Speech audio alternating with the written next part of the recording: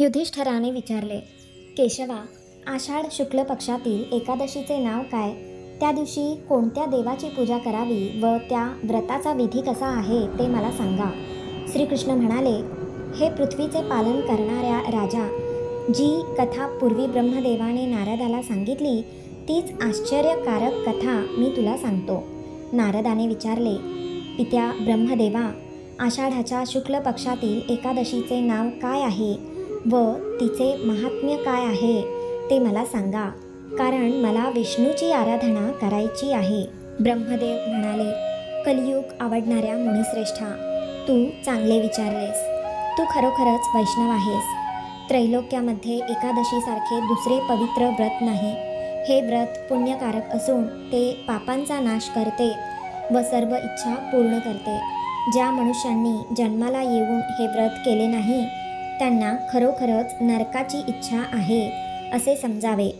आषाढ महिन्यातील शुक्ल एकादशी पद्मा किंवा शयनी या नावाने प्रसिद्ध आहे. ऋषिकेशाच्या प्रीतीकरता या एकादशीचे उत्तम व्रत जरूर करावे.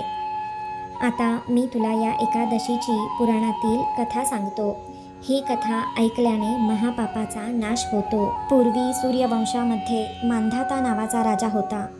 तो चक्रवर्ती, सत्यप्रतिज्ञ व प्रतापी होता.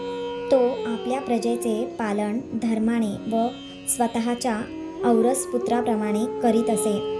त्याच्या राज्यात कधीही दुष्काळ पडत नसे व कोणालाही कसल्याच आधी-व्याधी नव्हत्या.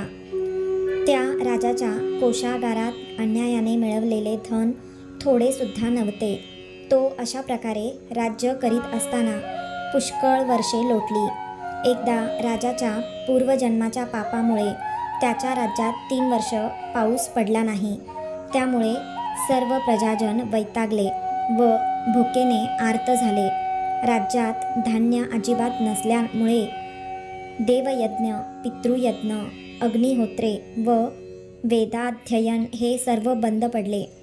तेव्हा सर्व प्रजाजन राजाकडे आले आणि म्हणाले, राजा, प्रजेला हिताचे ठरेल असे आमचे बोलणे ऐक. पुराणामध्ये पंडितांनी पाण्याला नारा असे म्हटले आहे. तेथे पाण्यातच राहण्याचे भगवंताचे घर आयन आहे. म्हणून तर भगवंतांना नारायण असे म्हणतात. नारायण सर्वांच्या हृदयात राहतो. हा भगवान विष्णू पर्जन्य रूपच आहे. पर्जन्याची वृष्टी तोच करतो. त्यातूनच अन्न निर्माण होते व अन्नातूनच प्रजा निर्माण होते. हे राजा, असा हा पर्जन्य नसेल तर प्रजेचा नाश होतो. तेव्हा नृपश्रेष्ठा, ज्यामुळे पाऊस पडेल व आमचा योगक्षेम चालेल असे काहीतरी कर. राजा म्हणाला, प्रजाजनांनो, तुम्ही सांगितले ते अगदी खरे आहे. अन्न हे ब्रह्मस्वरूपच आहे. सर्व चराचर जग अन्नामुळेच स्थिर आहे. सर्व भूतमात्र प्राणीमात्र अन्नातूनच निर्माण होतात. जगाचे जीवन अन्नावरच चालते. पुराणात व लोकांच्या तोंडून मी असे ऐकले आहे की राजाच्या अनाचरणामुळेच प्रजाजनास दुःख भोगावे लागते. मी सूक्ष्म बुद्धीने विचार करीत आहे. मी काही पाप केल्याचे मला आढळले नाही.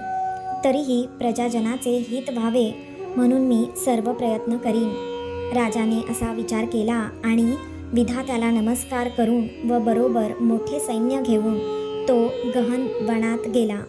तेथे तप करणाऱ्या श्रेष्ठ मुनींच्या आश्रमांना त्याने भेटी दिल्या.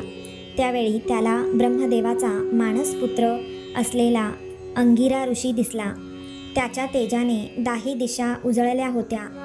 तो जणू दुसरा ब्रह्मदेवच आहे की काय असे वाटत होते.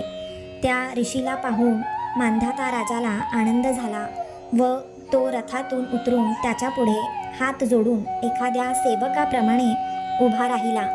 त्या ऋषीने राजाला आशीर्वाद देऊन त्याचे अभिनंदन केले व राज्यातील राजा, प्रधान, मित्र, भांडार, देश, किल्ले व सेना या राज्याच्या 7 अंगांविषयी कुशल विचारले. राजाने स्वतःचे कुशल निवेदन करून ऋषीचे कुशल विचारले. नंतर ऋषीने राजाला इकडे वनात येण्याचे कारण विचारले. मुनीला ते कारण सांगताना राजा म्हणाला, मुनीश्रेष्ठा, मी स्वधर्माप्रमाणे पृथ्वीचे पालन करत होतो. तरीही माझ्या राज्यात अनावृष्टी का व्हावी याचे कारण मला समजत नाही. माझा संशय नाहीसा व्हावा म्हणून मी आपल्या पायांपाशी आलो आहे. तरी प्रजाजनांचा योगक्षेम चालेल व त्यांचे समाधान होईल असा उपाय सुचवावा. अंगिरा ऋषी म्हणाला, राजा, हे कृतयुग सर्व युगात उत्तम आहे असे म्हणतात. या युगात ब्राह्मण धर्म प्रधान आहे आणि धर्माचे चारी चरण संपूर्ण आहेत. या युगात तप करण्याचा धर्म फक्त ब्राह्मणांचा आहे. असे असता राजा, तुझ्या राज्यात एक शूद्र तप करीत आहे.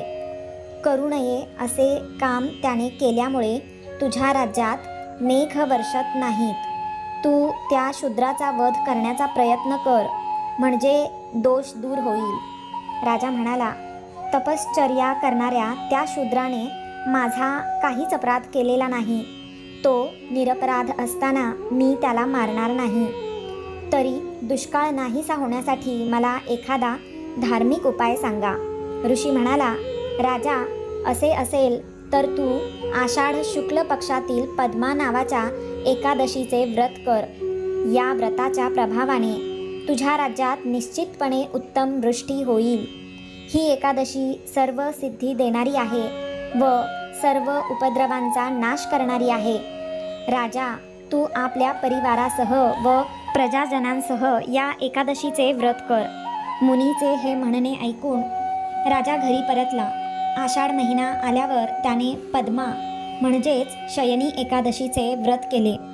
ब्राह्मण, वैश्य, शूद्र या चारी वर्णांच्या प्रजाजनांनीही हे व्रत केले. राजा व त्या सर्वांनी असे व्रत करताच मेघांनी वर्षा सुरू केली. सर्व पृथ्वी जलाने भरून गेली व थोड्या दिवसातच शेते पिकांनी शोभू लागली. ऋषिकेशाच्या प्रसादाने सर्व लोकांना सौख्य लाभले.